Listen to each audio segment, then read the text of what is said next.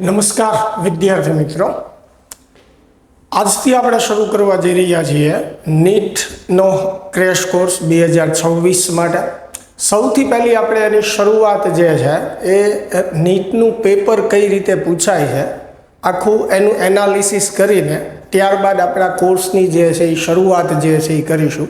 છેલ્લા 10 વર્ષના પેપર જે છે એનું એનાલિસિસ મેં કર્યું છે અને એના આધારે કયા ચેપ્ટરમાંથી વધારે પ્રશ્નો પૂછાય છે જેથી કરીને આપણને ખ્યાલ આવે કે કયા ચેપ્ટર આપણે સૌપ્રથમ પહેલાં કરવા જોઈએ. ત્યારબાદ દરેક ચેપ્ટરની અંદરથી કેટલા પ્રશ્નો પૂછાય છે, મોટા ભાગે કયા ટોપિકમાંથી પ્રશ્નો પૂછાય છે, એની આપણે આ વિડીયોની અંદર જે છે એ ચર્ચા કરવાના છીએ જેથી કરીને તમને એક સ્માર્ટ વર્ક કઈ રીતે કરવું એનો ખ્યાલ આવે. જે વિદ્યાર્થી મિત્રોએ પહેલેથી જ મહેનત કરેલી છે તો એની પાસે તો બધું તૈયાર જ છે, એમને પહેલેથી જ મહેનત કરેલી છે એટલે ખૂબ સારા માર્ક લાવવા માટે સક્ષમ છે. ઘણા વિદ્યાર્થીઓને કંઈક ને કંઈક અધૂરું રહી જાય છે અથવા તો કોઈ જગ્યાએ ગાઈડન્સ પૂરતું નથી, જેના લીધે હજી પણ એને એવું લાગે છે કે ભાઈ નીટમાં જે છે આપણે થોડાક માર્ક ઓછા આવશે. તો આ ક્રેશ કોર્સ જે છે એ તમારા માર્ક અપગ્રેડ કરવામાં તમને ખૂબ હેલ્પફુલ થશે. તો ક્રેશ કોર્સના તમામ વિડીયો લેક્ચર જે છે એ ખાસ આપ જોશો અને બીજા વિદ્યાર્થી મિત્રો સુધી શેર પણ કરજો. આજના વિડીયો લેક્ચરની અંદર આપણે સ્ટેપ બાય સ્ટેપ નીટનું પેપર જે છે એ કઈ રીતે પૂછાય છે, કયા ચેપ્ટરમાંથી અને કયા ટોપિકમાંથી કેટલા પ્રશ્નો નીકળે છે એ સમગ્ર એનાલિસિસ જે છે એ કરવાના છીએ. ચાલો તો શરૂઆત એની કરીએ. સૌ પ્રથમ જે છે કે નીટની જ્યારે આપણે પ્રિપરેશન કરતા હોઈએ તો સૌથી પહેલું કયા એવા ચેપ્ટર છે કે જે આપણે કરવા જોઈએ કે જેનું વેઇટેજ વધારે છે અથવા જેમાંથી પ્રશ્નો જે છે એ વધારે આવે છે. તો એવા 5 ચેપ્ટર જે છે મેં અલગ તારવા છે. જેમ કે ધોરણ 12 જે છે એના 3 ચેપ્ટર છે. ચેપ્ટર 3 પ્રવાહ વિદ્યુત, ચેપ્ટર 9 કિરણ પ્રકાશ શાસ્ત્ર અને ચેપ્ટર 14 સેમિકન્ડક્ટર. આ ત્રણેય ચેપ્ટર ધોરણ 12ના છે અને મોટા ભાગે દર વર્ષે નીટના પેપરમાં આમાંથી 3 થી 4 પ્રશ્નો જે છે એ પૂછાતા હોય છે. કયા ટોપિકમાંથી એ પણ આગળ આપણે ચર્ચા કરીશું.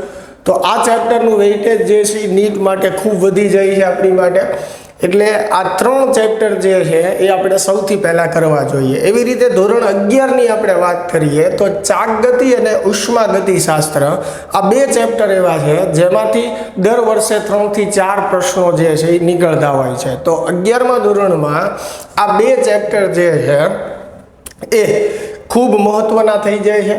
તો ઓલ ઓવર તમે આ 5 ચેપ્ટર જે છે એમાંથી એવું ગણીને ચાલો કે 3 પ્રશ્નો જે છે એ પૂછાય છે તો પણ તમારી માટે 15 પ્રશ્નો થશે એટલે 60 માર્કનું અરાઉન્ડ થઈ જશે. એટલે ખૂબ મહત્ત્વના ચેપ્ટર આપણે ગણી શકીએ નીટ માટે. તો સૌથી પહેલું જે છે આપણે આ 5 ચેપ્ટર જે છે વ્યવસ્થિત તૈયાર કરવા જોઈએ. આગળ હવે ચેપ્ટર વાઇઝ આપણે જોઈએ તો ચેપ્ટર 1 11મા ધોરણથી આપણે શરૂઆત કરીએ તો ચેપ્ટર 1 જે છે 11માનું એકમ અને માપન પદ્ધતિ વાળું, તો એમાંથી જનરલી 1 અથવા તો 2 પ્રશ્નો જે છે દર વર્ષે પૂછાતા હોય છે અને મોટા ભાગે એ પ્રશ્નો એવું જોવા મળ્યું છે કે ત્રુટિ અથવા તો પારિમાણિક સૂત્રને રિલેટેડ હોય છે. હું અહીંયા એવું તમને નથી કહી રહ્યો કે ફરજિયાત ત્રુટિ અને પારિમાણિક સૂત્રમાંથી પ્રશ્ન આવશે. ટોપિક ચેપ્ટર જે છે એની અંદર બીજા પણ ટોપિક ઘણા છે, સાર્થક અંકો જેવા જે મહત્ત્વના છે એમાંથી પણ ક્યારેક પ્રશ્નો પૂછેલા છે. પણ મેં જે એનાલિસિસ કર્યું છે એ પ્રમાણે મોટા ભાગના પેપરમાં આપણને પ્રશ્નો જે છે ત્રુટિ અથવા પારિમાણિક સૂત્રો ઉપરના વધારે જોવા મળે છે બીજા ટોપિકની સાપેક્ષે. તો જ્યારે આપણે ચેપ્ટર તૈયાર કરવા બેઠતા હોઈએ તો એ પણ આપણે એક માઇન્ડસેટ આપણું હોવું જોઈએ કે કયા ટોપિક જે છે એ સૌથી વધારે મને આવડવા જોઈએ અથવા તો કયા ટોપિક મારે પહેલાં તૈયાર કરવાના છે, કેમ કે એમાંથી મેક્સિમમ પ્રશ્નો પૂછાતા હોય. તો જ્યારે 11માનું આપણે ચેપ્ટર 1 તૈયાર કરવા બેઠતા હોઈએ તો ત્રુટિ અને પારિમાણિક સૂત્રવાળા કોન્સેપ્ટ જે છે એ આપણે પહેલાં કરવા જોઈએ, બરાબર. એવી રીતે ચેપ્ટર 2ની વાત કરીએ તો એમાંથી પણ દર વર્ષે 1 થી 2 પ્રશ્નો જે છે એ પૂછાતા હોય છે. એટલે મોટાભાગે એ પ્રશ્નો જે છે એ સરેરાશ કે સાપેક્ષ વેગને લગતા અથવા તો આલેખને લગતા હોય છે. તો આવા કોન્સેપ્ટ ઉપર ખાસ આપણે ચેપ્ટર 2ની અંદર જે છે એ ફોકસ જે છે એ કરશું. ચેપ્ટર 3 જે છે એમાંથી પણ 1 થી 2 પ્રશ્નો જે છે એ પૂછાતા હોય છે અને મોટા ભાગે એમાંથી જે પ્રશ્નો જોવા મળ્યા છે એ પ્રક્ષિપ્ત ગતિના જોવા મળ્યા છે. અમુક કેસમાં નિયમિત વેગી ગતિના પણ હોઈ શકે, નિયમિત વર્તુળાકાર ગતિના પણ હોઈ શકે, પણ મોટા ભાગના પ્રશ્નો જે છે એમાં પ્રક્ષિપ્ત ગતિના જોવા મળે છે અને 1 થી 2 પ્રશ્નો હોય છે. ચોથા ચેપ્ટરની આપણે જો વાત કરીએ તો એમાં તમે જોઈ શકો 2 થી 3 પ્રશ્નો પૂછાય છે. એટલે ઉપરના જે ચેપ્ટર છે એની કરતાં એક પ્રશ્ન એમાં વધારે દર વર્ષે નીકળતો હોય છે અને મોટા ભાગના એ પ્રશ્નો જે છે એ ઘર્ષણ અને બ્લોકની સિસ્ટમને લગતા જે ક્વેશ્ચન કે MCQ છે એના ઉપરથી વધારે પૂછાતા હોય છે. તો ચેપ્ટર 4 પણ આપણે એક તૈયારીમાં પહેલાં રાખવું જોઈએ. ચેપ્ટર 5ની આપણે વાત કરીએ તો જનરલી એમાંથી 2 પ્રશ્નો જે છે એ પૂછાતા હોય છે અને મોટા ભાગે પ્રશ્નો જે છે એ સંઘાતના જે કોન્સેપ્ટ છે એની ઉપર વધારે આધારિત હોય છે.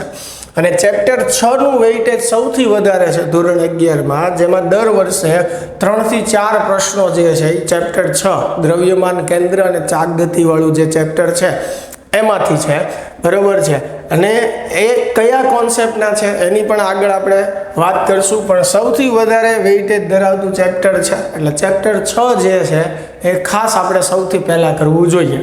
ચેપ્ટર 7ની વાત કરીએ તો એમાંથી પણ 2 પ્રશ્નો જે છે એ દર વર્ષે નીકળતા હોય છે, બરોબર. અને ચેપ્ટર 7ની અંદર જે છે ઉપગ્રહો અને નિષ્ક્રમણ વેગ જે છે, નિષ્ક્રમણ ઝડપ જે છે એને રિલેટેડ પ્રશ્નો જે છે એ વધારે પૂછાતા હોય છે. તો એ કોન્સેપ્ટ આપણે વધારે સારી રીતે તૈયાર જે છે એ કરવા જોઈએ. ચેપ્ટર 8ની આપણે વાત કરીએ તો ચેપ્ટર 8ની અંદર જનરલી દર વર્ષે એક જ પ્રશ્ન જે છે એ પૂછાતો હોય છે, બરાબર છે. અને એક પ્રશ્ન મોટા ભાગના કેસમાં આપણને મોડ્યુલસ ઉપરથી, યંગ મોડ્યુલસ, બલ્ક મોડ્યુલસ કે મોડ્યુલસ ઓફ રિજિડિટી એના ઉપરથી આપણને વધારે જોવા મળે છે. તો મોડ્યુલસવાળા કોન્સેપ્ટ જે છે એ ખાસ આપણે કરી લેવાના છે. ચેપ્ટર 9ની આપણે વાત કરીએ તરલ મિકેનિક્સ જે છે એમાંથી પણ દર વર્ષે 1-2 પ્રશ્નો પૂછાય છે અને મોટા ભાગના પ્રશ્નો જે છે એ બર્નોલીનું સમીકરણ અથવા તો પૃષ્ઠતાણ કે પૃષ્ઠ ઉર્જા ઉપર આધારિત હોય છે. એટલે એ કોન્સેપ્ટ આપણે ધ્યાનમાં રાખશું. ચેપ્ટર 10 જે છે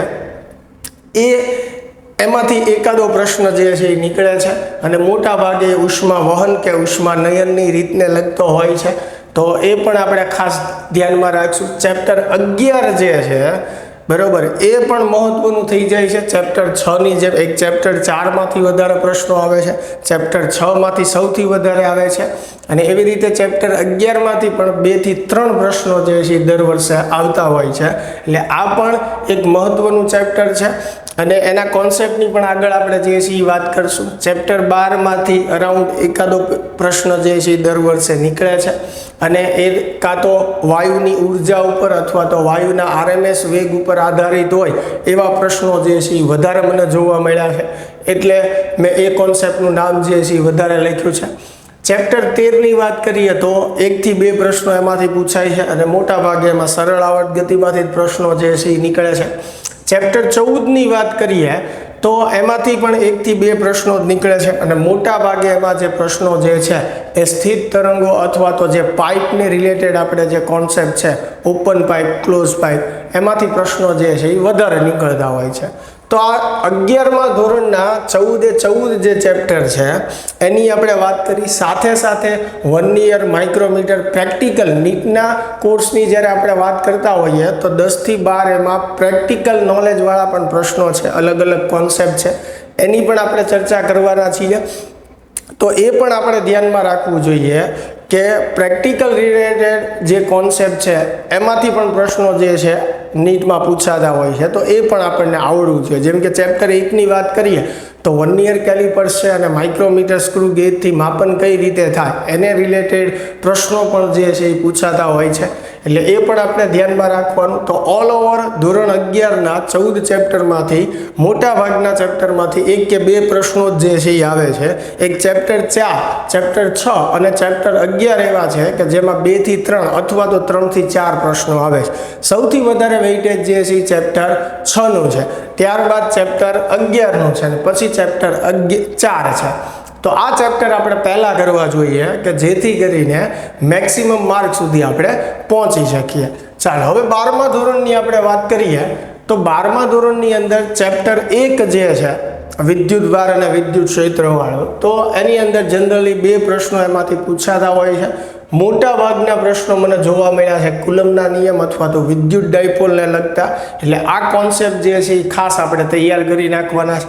ચેપ્ટર 2ની અંદરથી પણ જનરલી 2 પ્રશ્નો જે છે એ પૂછાતા હોય છે અને મોટા ભાગે કેપેસિટરને રિલેટેડ જે પ્રશ્નો છે એ વધારે જોવા મળે છે. એમાં ચેપ્ટર 3નું વેઇટેજ સૌથી વધારે છે. એમાં 3 થી 4 પ્રશ્નો જે છે દર વર્ષે નીટમાં જોવા મળે છે અને એ પ્રશ્નો જે છે મોટા ભાગે કિર્ચોફના નિયમ ઉપર અથવા ડ્રિફ્ટ વેગ અથવા વિસ્ટન બ્રિજ અથવા તો મીટર બ્રિજ ઉપર વધારે આધારિત હોય છે. તો આ 4 કોન્સેપ્ટ જે છે એ ચેપ્ટર 3ની અંદર ખાસ આપણને આવડવા જોઈએ અને સૌથી વધારે વેઇટેજ છે. એવી રીતે ચેપ્ટર 4 જે છે તો એમાંથી પણ અરાઉન્ડ 2-3 પ્રશ્નો પૂછાય છે, પણ મોટા ભાગે બાયોસાવર અને એમ્પિયરના નિયમ ઉપરથી વધારે હોય છે. ચેપ્ટર 5ની વાત કરીએ તો એકાદો પ્રશ્ન જેમાંથી પૂછાતો હોય છે અને એ મોટા ભાગે જે મેગ્નેટિક તીવ્રતા અને ચુંબકીય તીવ્રતા અથવા તો ડાયામેગ્નેટિઝમ, પેરામેગ્નેટિઝમ અને ફેરોમેગ્નેટિઝમ જે છે એના ઉપર વધારે આધારિત હોય છે. ચેપ્ટર 6ની વાત કરીએ તો એમાંથી પણ 1-2 પ્રશ્નો નીકળે છે અને એ મોટા ભાગે ફેરેડે કે લેન્ઝના નિયમ ઉપર વધારે આધારિત હોય છે. ચેપ્ટર 7ની વાત કરીએ તો એમાંથી 2 પ્રશ્નો જે છે આપણને મોટા ભાગે જોવા મળે છે અને એમાં કોન્સેપ્ટ આપણે જે કરવા જરૂરી છે એ છે એલસીઆર અને અનુનાદની ઘટના. એટલે કે એલસીઆર શ્રેણી પરિપથ અને અનુનાદની ઘટનાવાળો જે કોન્સેપ્ટ છે તો એને રિલેટેડ સૂત્ર, કોન્સેપ્ટ એ બધા આપણને આવડવા જોઈએ, કારણ કે ક્વેશ્ચન એમાંથી વધારે આપણને જોવા મળે છે. ચેપ્ટર 8ની આપણે વાત કરીએ તો એમાંથી લગભગ એકાદો પ્રશ્ન જોવા મળે છે અને મોટા ભાગે વિદ્યુત ચુંબકીય તરંગોનો જે વર્ણપટ છે એમાંથી વધારે હોય છે. ચેપ્ટર 9, ચેપ્ટર 3ની જેમ સૌથી વધારે વેઇટેજ ધરાવતું બીજું એવું ચેપ્ટર 9, જેમાંથી 3 થી 4 પ્રશ્નો જે છે મોટા ભાગે હોય છે અને મોટા ભાગના જે પ્રશ્નો હોય છે એ પ્રિઝમ, લેન્સ અથવા તો માઇક્રોસ્કોપ જે છે એના કોન્સેપ્ટ પર વધારે આધારિત હોય છે. એટલે ચેપ્ટર 9 ઉપર આપણે ખાસ ફોકસ રાખવાનું છે. ચેપ્ટર 10 જે છે એમાંથી 1-2 પ્રશ્નો નીકળે છે જે યંગના પ્રયોગના અથવા વ્યતિકરણના કોન્સેપ્ટ ઉપર વધારે જોવા મળે છે. ચેપ્ટર 11ની આપણે વાત કરીએ તો એમાંથી પણ 2 પ્રશ્નો નીકળે છે જે ફોટો ઇલેક્ટ્રિક અસર માટે આઇન્સ્ટાઈનની સમજૂતી અથવા તો દ્રવ્યગુલી તરંગ લંબાઈ જે છે એની ઉપરના પ્રશ્નો આપણને વધારે જોવા મળે છે. તો આ કોન્સેપ્ટ આપણે એમાં ખાસ પહેલાં કરી નાખશું.